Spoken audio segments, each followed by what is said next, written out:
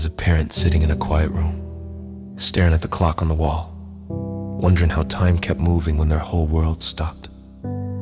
The child isn't a bed number or a name on a census sheet. The child is every memory they ever loved wrapped in one fragile body. They remember tiny hands reaching for theirs, the first time they said, "I'm scared," and that promise every parent makes without thinking. "I'm here. I won't let anything happen to you." Years pass. The monsters change shape. They stop hiding under the bed and start hiding in the mind. Whispers, bullying, trauma, a brain that won't quiet down. One night that child breaks. They say, "I don't want to be here anymore." The parent hears the weight in those words. They drive through the dark, white-knuckled on the steering wheel, whispering, "Hold on, just hold on." They arrive at the psychiatric hospital, the place where help lives, the place where you work. You've walked these halls 1,000 times. You know the alarms, the codes, the paperwork, the endless stream of needs that never stop. You've been cussed out, hit, lied to, thanked, forgotten, and thanked again. You've given more than anyone will ever know. But today you're running on empty. You're exhausted. You fought with someone you loved last night. You cried in the shower so no one would see. You're angry at your boss because no matter how much you do, it never feels like enough. You're tired of feeling unseen. You clock in anyway. You tell yourself, just get through the shift. You put on your badge, your best fake smile, and your heaviest armor. Then you meet them, the new admit, the attention seeker, the frequent flyer, the one who pushes every button you have. They ask the same questions over and over. When can I go home? Why am I here? Do you even care? They pace the halls. They act out. They raise their voice. They slam a door. They break a rule. They are not trying to ruin your day. They are trying to survive it. They are doing the only thing they know how to do, to be seen, to be heard, to not disappear. But you don't see that today. Today you just see another problem. You're already stretched too thin. You've got 5 other patients to check on, charts to finish, orders to follow, families call and staff short, alarms going off. So when they start again, the questions, the tears, the anger, you snap. Maybe it's just a look, maybe it's a sigh, maybe it's rolling your eyes where they can see, maybe it's a sharp tone. You're not the only one here, just stop. You'll be fine, you're overreacting. Sit down and knock it off. You only say it once, you only let that frustration slip through one time, then you move on. You go back to your task, you tell yourself they'll get over it. You don't think about it again, but they do for them. It isn't just a bad moment, it's proof that even here in the one place they beg to be heard, they're too much, too needy, too broken, not worth the time. They lie awake that night in that hospital bed, staring at the ceiling tiles, replaying every word you said, every sigh, every eye roll, every time you walk past them without looking up.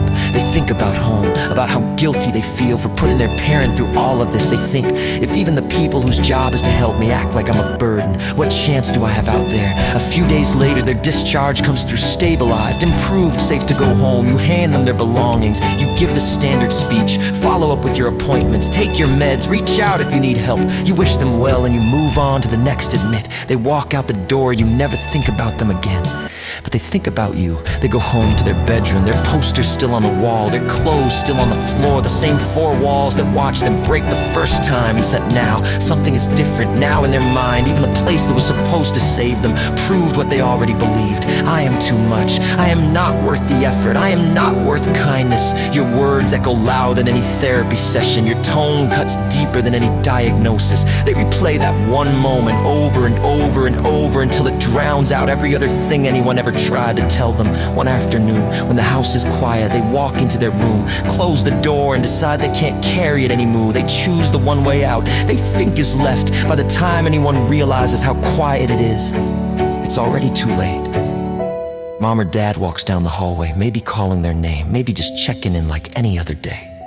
They open the door, and their world ends on the spot. There is a body on the floor. There is a silence so loud it breaks something inside them that would never be fixed. In that moment, it is not just one life that ends. It is birthdays that will never be celebrated, holidays with an empty chair, future grandchildren that will never be born. It is a parent who may never come back from what they just saw. Some parents follow their children into that darkness because they cannot survive, the weight of surviving them. And somewhere, miles away, you are at work, checking vitals, complaining about the schedule, laughing at a joke in the nurse's station. You have no idea. You don't know the last straw wasn't the diagnosis, the trauma, the bullying, or the chemical imbalance. The final straw was a look, a tone. tone, a sentence, a moment when someone who worked here, someone like you, made them feel like they were nothing, like they were a problem, a task, an annoyance, instead of a person hanging on by a thread. Imagine them getting that phone call, that knock on the door, that image burned into their mind for the rest of their life. All because, on one hard day, you let your own pain speak louder than your compassion. Imagine them sitting in that quiet room, staring at the clock on the wall, whispering through tears, if only someone had slowed down, if only someone had listened, if only someone had cared enough to see my child as a human being and not an inconvenience. Because the truth of the matter is, you are that someone. You are the person in the scrubs with the badge, with the keys, with the power to be someone's last straw or someone's lifeline. Every shift, every interaction, every word, every look, every sigh you think doesn't matter, it matters. So before you roll your eyes, before you snap back, before you decide you're too busy to sit down for 60 seconds and say, I see you and I care, remember this. For you, it's one moment in a long shift. For them, it could be the moment that keeps them alive. Now stop. Close your eyes. And imagine this.